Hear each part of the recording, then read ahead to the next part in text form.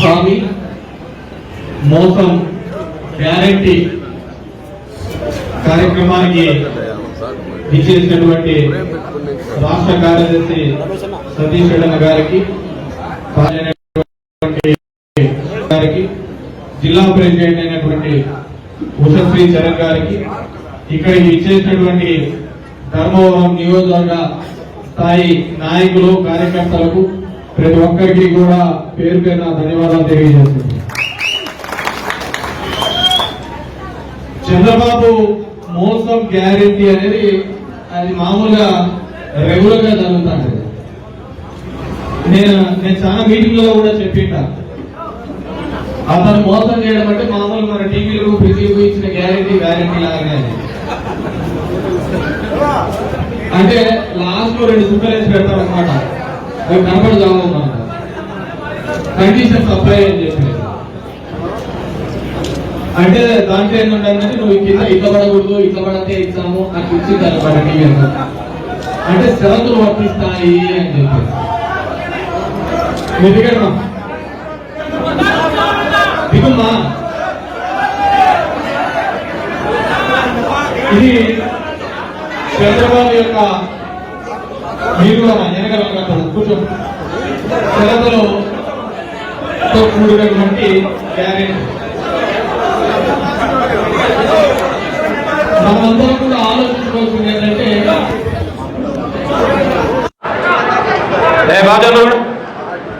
ఇది ఒకసారి కాదు, 2 సార్లు కాదు, 4 సార్లు దానికి కనపడలేదు అన్నల్లా.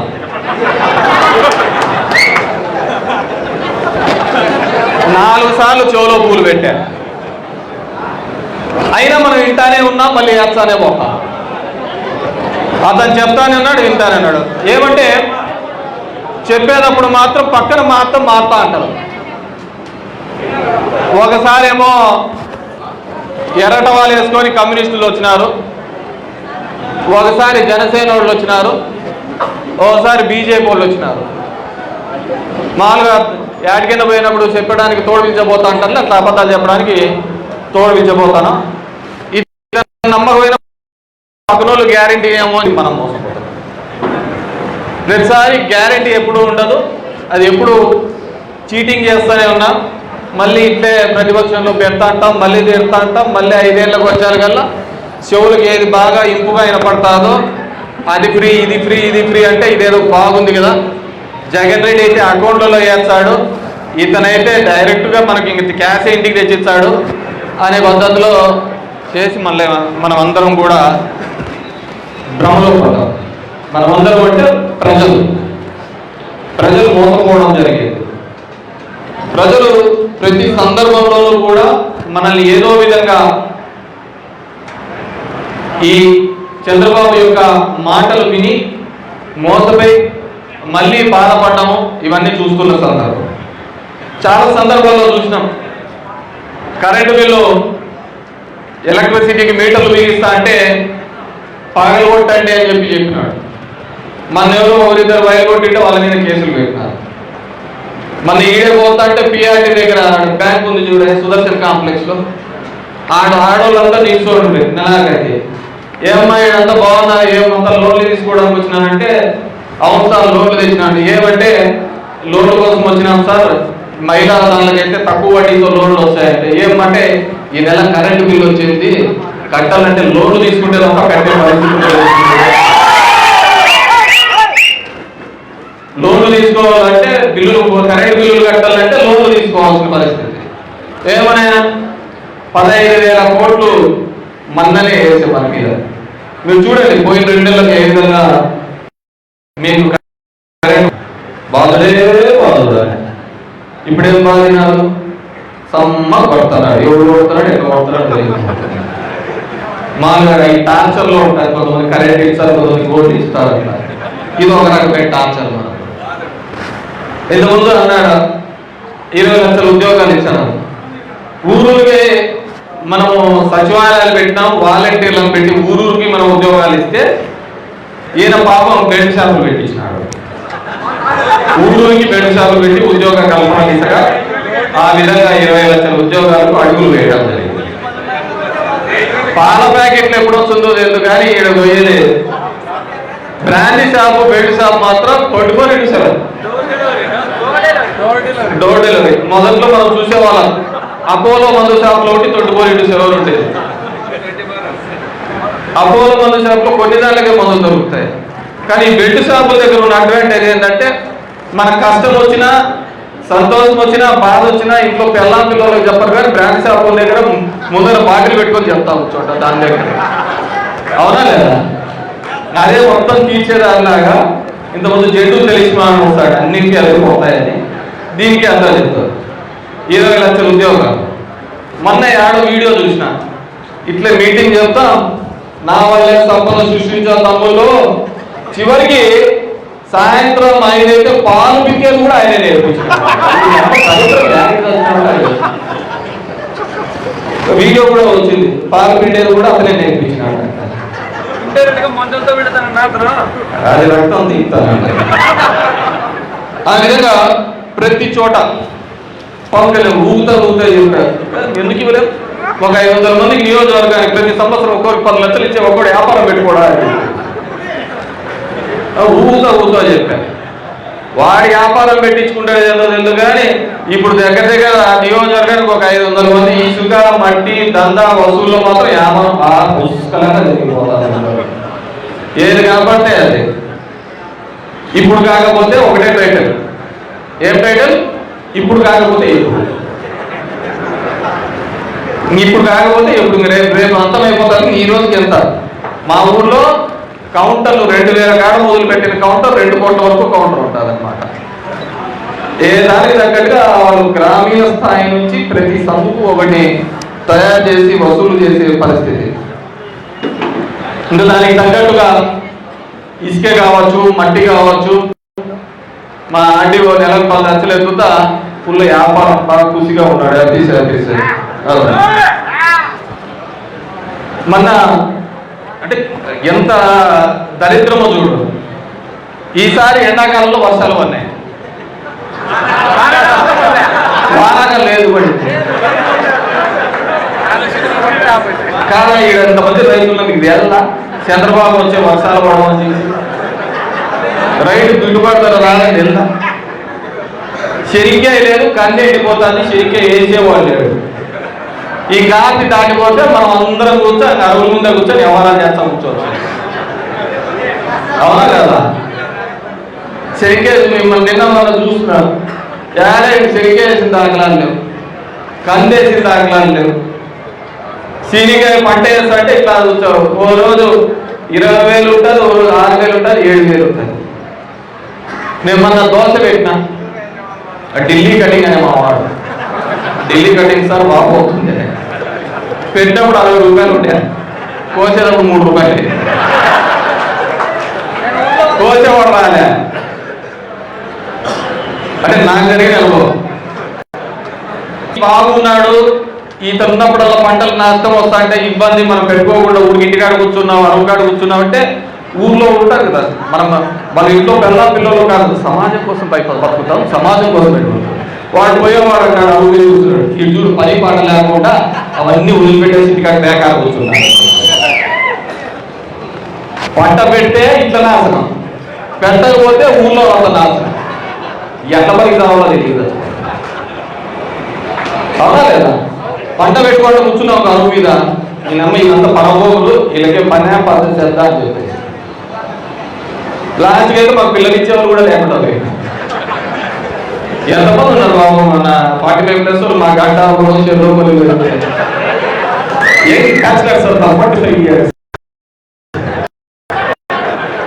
మన దరిద్రం అట్లున్నాయి అన్నమాట. ఈరోజు వర్షాలు లేవు, ఇబ్బంది పడే పరిస్థితి, అన్ని తాత్కాలికమే. మనం చూసాం వైజాగ్లో యోగాలను పెట్టాడు, గిన్నీస్ బుక్ రికార్డ్. అన్ని గిన్నీస్ బుక్ రికార్డ్. అది ఉందో లేదో తెలియదు. నేనే కంప్యూటర్ కనిపెట్టినా అంటాడు, నేనే ఫోన్లు కనిపెట్టినా అంటాడు. మనం చిన్నప్పుడు ఇనిట్టారో లేదో ఆడమ్ ఈవ్ అని యాపిల్ ద్వారా ఈ జననం అంతా పుట్టిందని పుస్తకాల్లో చదువుతాను. ఆ ఆడమ్ ఈవ్ ఎవరో కాదనైనా ఈ మహానుభావులే అంటారు. ఆ విధంగా చేసి పెట్టినారు. మన అక్కడ పెట్టాడు తాత్కాలికంగా వైజాగ్లో. అయిపోతానే మ్యాక్ల కోసం కొట్లాడుకున్నారు. మీకు చాలా మంది సర్టిఫికేట్ వచ్చింది. ఒకరి ఒళ్ళు ఉన్నారు మనలో, ఇంటికి యోగాల సర్టిఫికేట్, ఫస్ట్ ప్రైజ్ సర్టిఫికేట్ ఇచ్చింటారు. అట్లా ప్రతి సందర్భంలోనూ కూడా మనము మోసపోతున్నాం. ఆ మోసాన్ని వీళ్ళు కంటిన్యూస్గా చేసుకుంటూ పోతున్నారు. మన దరిద్రం ఏంటంటే, ఇంతకుముందు అన్న చెప్పిన విధంగా మనం నిజము మాట్లాడలేకపోయినాం, చెప్పలేకపోయినాం. చంద్రబాబు లాగా అబద్ధాలు చెప్పలేకపోయినాం. చంద్రబాబు మామూలుగా ఎవరైనా కళ్ళలో కళ్ళు చూస్తాడు, కొద్దిగా ఇట్లా అయితే అంటాడు. అతను కళ్ళలో నేరుగా చూసి చెప్తాడు, ఎంతటి అబద్ధాలైనా కానీ చక్క దించి. మీ అందరికీ కూడా ఫోన్లు వచ్చింది, అందరూ సైలెంట్గా ఉన్నారు. ఎలక్షన్ల ముందు నీకు 10 లక్షలు వచ్చాది అని క్యాలిక్యులేషన్. మీ ఇంట్లో పిల్లలు 4 పిల్లలు ఉన్నారు, ఒక్కొక్కరికి 15,000 అదొక 90,000 వస్తుంది. ఇదో లేదా అదొక 60,000 వచ్చాది, ఇదొక 60,000. ఏదో బాగుంది ఏదో లెక్కసారాలంతా అని చెప్పి మనము ప్రతి సందర్భంలోనూ కూడా మోసపోవడం, అయిపోతానే తిట్టుకోవడం, మళ్ళీ చేయడం. ఎవడు మంచి చేశాడు, ఎవడు ఏంది చేశాడు అనేది కూడా ఆలోచించాడు. ఇవన్నిటికీ కూడా అన్నిటికంటే చూసి మన ధర్మంలో చూడండి, 4 రోజుల్లో వచ్చాను, ఎమ్మెల్యే అయితే మంత్రి అయిపోయాను. అతను ఎవరో తెలుసు ఏమో తెలుసు, మనం అతను తప్పు పట్టేదే లేదు.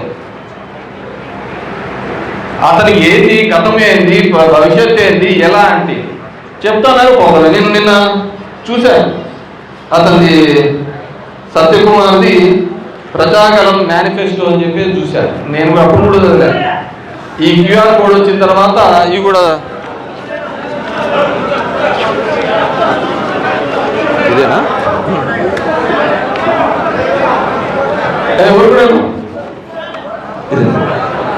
సత్యకృప సంకల్ప పత్రం ధర్మవరం మేనిఫెస్టో. చాలా ఇతని జాతీయ పార్టీ కదా, ఒక 6 పేజీలు ఎక్కువనే ఉంటాయి. మన ప్రాంతీయ పార్టీ కాబట్టి చంద్రబాబుది కొన్ని తక్కువ. ఇతను జాతీయ స్థాయిలో చెప్తాడు, చూస్తూనే ఉన్నాం. దాంట్లో ఒక 2-3 చూస్తాం. మళ్ళీ శాఖాపరంగా కూడా ఇచ్చినాడు. నీటిపారుదల, సాగునీరు, తాగునీరు. నేను అతను తప్పే పట్టట్లా. తప్పేవడదంటే మా ధర్మవరం వాళ్ళది. అతనే తప్పు బాబు చెప్తాడు, పోతాడు. వినేవాళ్ళు మనకుండాలి కదా.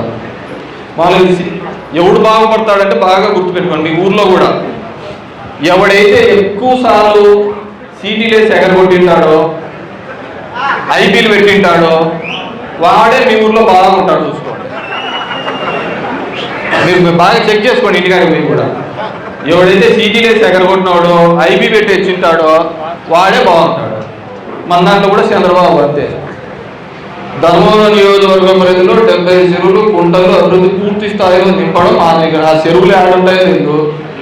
దీంట్లో ఆశ్చర్యం ఏంటంటే, సంవత్సరమైన ఒక మండలం పేరు ఎదురు కూర్చొని 4 ఊర్లు చెప్పి ఆ మండలంలో చెప్పలేరు. తప్పు ఎవరిది? తప్పు వాళ్ళ అనేకే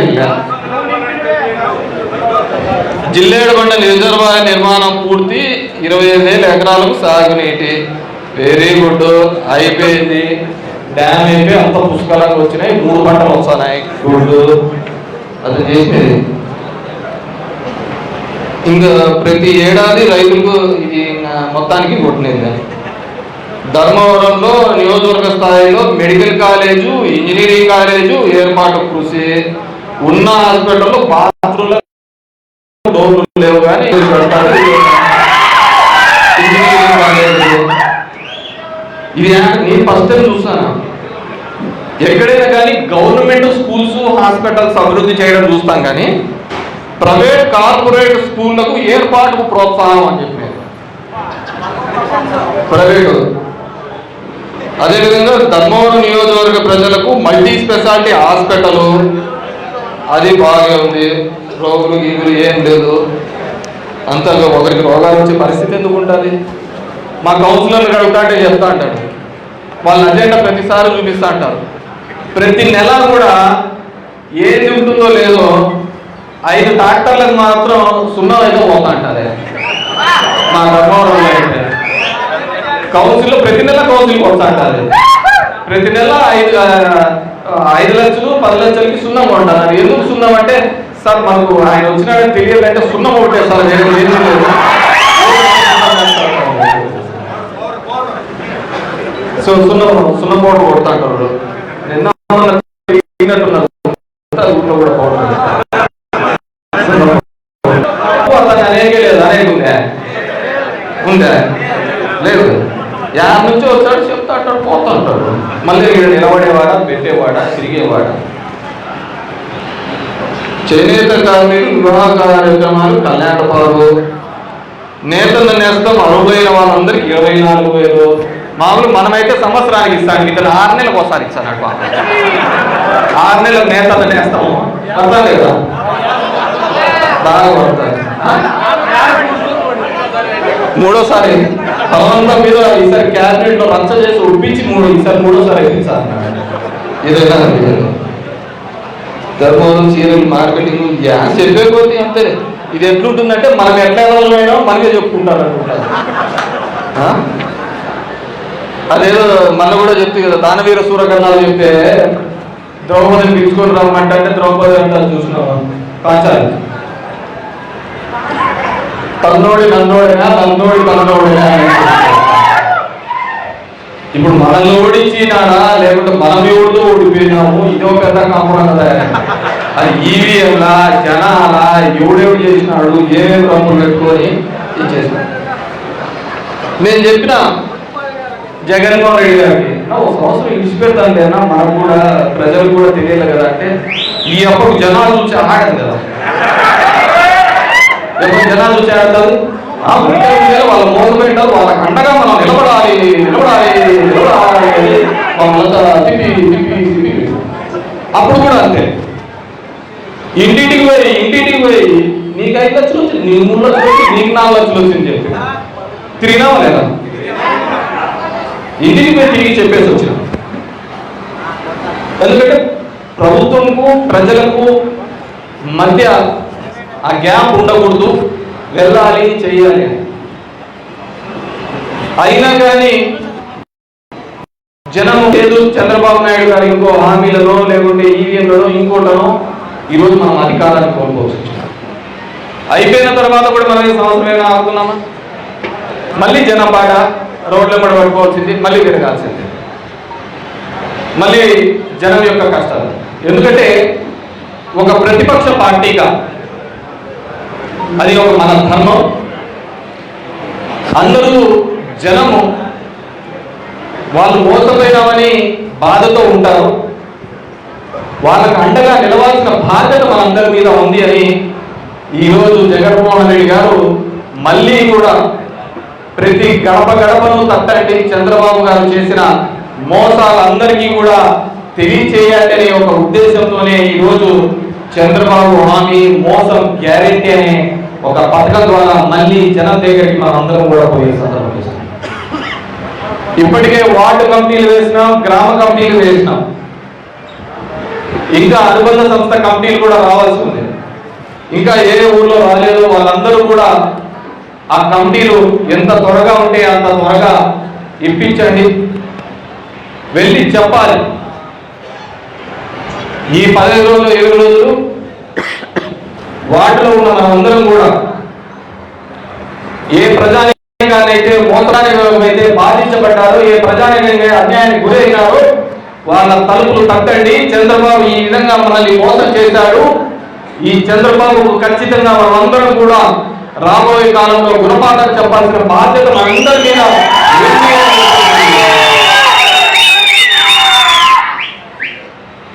మనందరం కూడా అదేవిధంగా ఈ కూటమి పవన్ కళ్యాణ్ వీళ్ళందరి మీద కూడా మనం మాట్లాడాల్సిన అవసరం.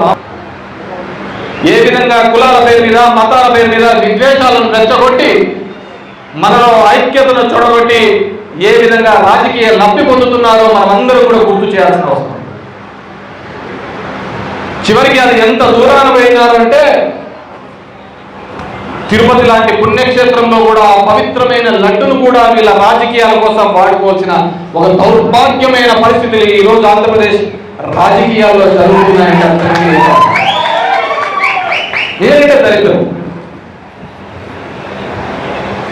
ఆ కలియుగ అంతమో ఆ కలికి వస్తాడో ఏమొస్తాడో తెలియదు, కానీ వీళ్ళు చేసిన దానికి అంత దరిద్రంగా తయారైంది.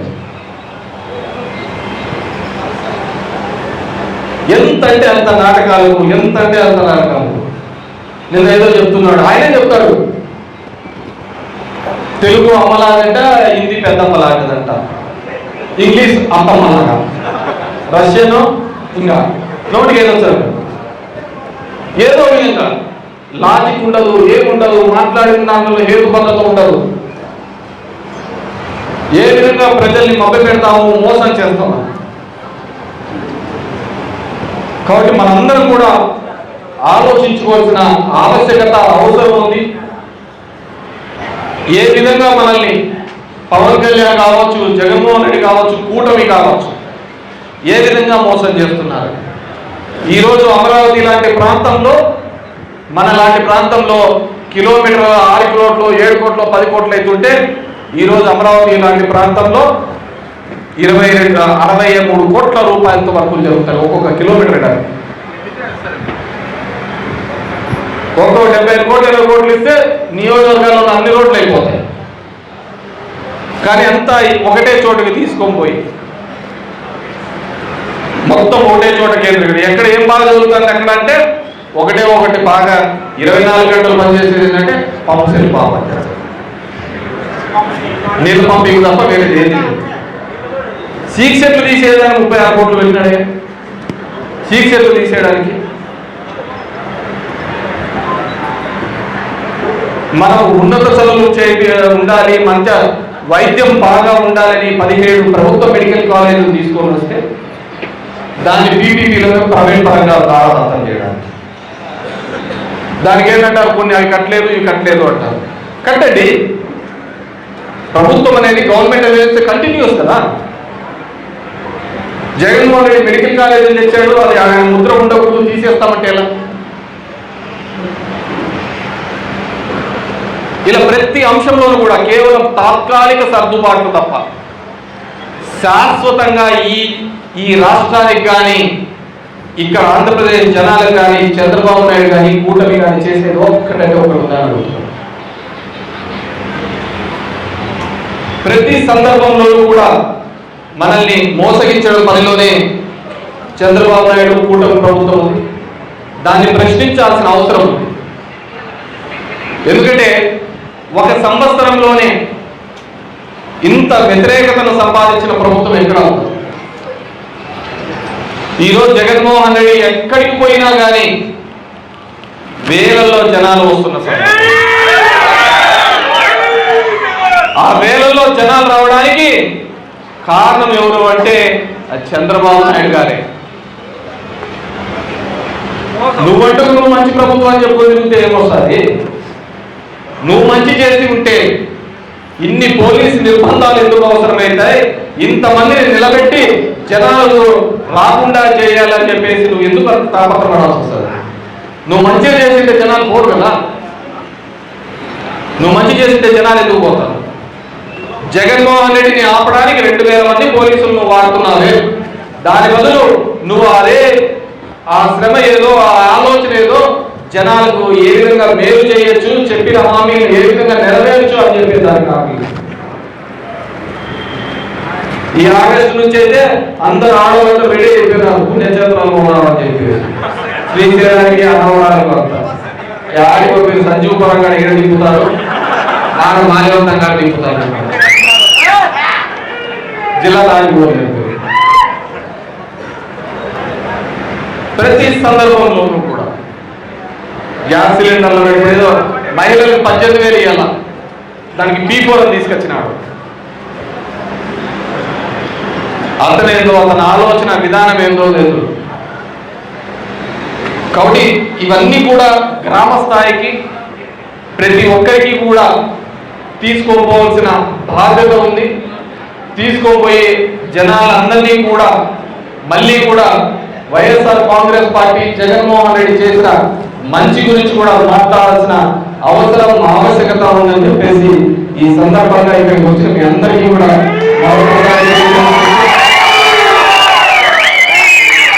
ఈ 4 సంవత్సరాలు ఎటువంటి